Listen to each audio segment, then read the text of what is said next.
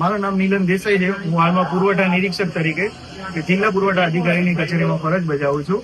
આજ રોજ માન્ય કલેક્ટર સાહેબ અને માન્ય જિલ્લા પુરવઠા અધિકારી શ્રીના માર્ગદર્શન હેઠળ રાજકોટ જિલ્લાના જુદા જુદા સ્થળે હોટલો, રેસ્ટોરન્ટ ખાતે ઘરેલું બાટલાનો યુઝ ન થાય એ અન્વયે ચેકિંગ હાથ ધરવામાં આવેલું છે. જે અન્વયે ગઈકાલે ત્રિકોણબાગથી લઈને યાજ્ઞિક રોડ સુધી ચેકિંગ હાથ ધરવામાં આવેલું, જ્યારે આજ રોજ રેસકોર્સ ખાતે રેસ્ટોરન્ટમાં ચેકિંગ હાથ ધરવામાં આવી રહ્યું છે. જે અન્વયે આજે અહીંયા ચેક કરવામાં આવ્યું, જે મુજબ કોમર્શિયલ બાટલા જ મળી આવ્યા છે, કોઈ ઘરેલું બાટલાનો લિંક થતો નથી.